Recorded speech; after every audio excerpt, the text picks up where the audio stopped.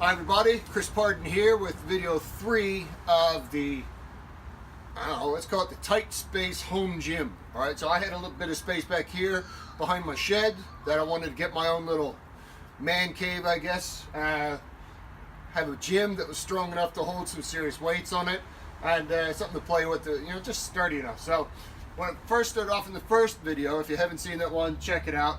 I started out with just making out of a pull-up bar assembly where I dropped 2 posts into the ground, made a pull-up bar, and then realized I could make a squat rack with some adjustables that would move up and down, some drilled points for a squat rack, a bench press, I just move them up and down for shrugs and all types of different weight holding for the barbell.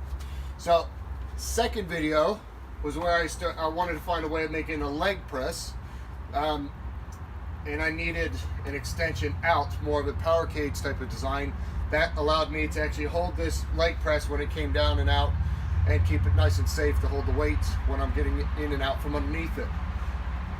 Next, for this one, after doing that, I realized I wanted to be able to make my cable machine so that it didn't have to keep on clipping on an extra cable to bring it down to the low cable so that it kept running through the pulleys. So I took a look at a lot of machines, wanted to figure out how to do something kind of cost effective, and I found actually from using it's right angle steel that you can pick up for just a couple bucks down at the hardware store. I needed to fix this point down to the ground, so at least this point now doesn't pull up when I'm bringing it up if I'm doing any type of pulling movement or curl or anything like that. But as well, when I saw this stuff, I realized this is the exact piece of steel that I wanted to have right there. And I needed to have something crafted. I didn't want to go find it. I realized for only a couple of bucks and a good mallet, I was able to smack that out and do a nice flat piece and then hacksaw it off exactly where I needed it. Just a little bit of filing just to clean it up so it's not sharp edges. Done. Okay, so bolt through there, a couple of pulleys. In my first video, I showed you where the pulleys, I got them on eBay. I went and ordered another pair of them. And yeah, these guys are great. If you need it again, I'll see if I can post it on this video. But a couple more of these added. Needed one more pulley added into the top assembly. And she's good to go. So I'll take off just a little bit. Alright, but now at least nice smooth movement there. We don't get, a lot of people wrote in the first video that they can hear the movement, a little bit of drag. There's hardly any drag if you set this thing up right. There's very, very minimal drag. It's never a bother. And just so you understand, I'm very particular about feeling that drag as well. But I found here just a little bit of, I try not to put grease. People are recommending different types of grease. When you've got it outdoors, all that sediment and junk just gets crapped up on this thing. So I don't like putting the grease on this one exterior. Every now and then, if I really feel the need for it, a little spray of some WD-40 down inside of these fittings, that helps out a lot. But ultimately, if you've got these things nice and vertical, aligned right, they don't have much drag at all, okay?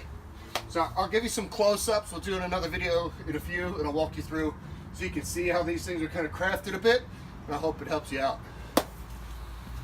Alright, so a quick little walkthrough of how this thing is all assembled now with the new way of lining it.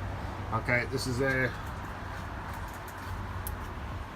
5, 6, 7 pulleys on this now. So I have 1, 2, which takes the load from down below up, rides it over to this point where I needed to get it to come down to the first pulley, back up, and then over this pulley here, over that, and that's the point. I've taken another piece of steel bracket here, just cut it off where I needed it, and that holds this one. It made a little stopper out of a rubber stop. This is actually a door stopper I cut and then binded together with some screws to keep this to stop coming through. It's a bit of a bumper to stop it from pulling through when I connect to the bottom. All right. So the next connecting point I have down here, and I've done this with, if you look there, I've done it with the what do you call it, the steel cable. All right, and I made 2 of those with the bolt going through, just a nice little quick tight loop on that one, and then I've put it on with the carabiner. All right, these things can hold, make sure you get the one, make sure you get especially the screwed on ones that can hold a load of about 250 kilos. So you're talking about 500 pounds or so. All right, so this one loops up and over and then back down. And then that one loops under this pulley, which again, in the last piece I showed you, this is a piece of angle bracket, and that's binding it down to my retaining wall down there, and the retaining wall's binded down to some stump as well. All right, this is another bumper that I made. Again, you can buy something. This didn't cost me much, and I just drilled through and put a screw through it to hold it nice and binded, and this again keeps it from pulling through when I'm working the high pulley. I hope this gives you a little bit of a visual so you get an idea of how to work it. Give me some questions if you got, otherwise I hope it helps you out. Enjoy working out.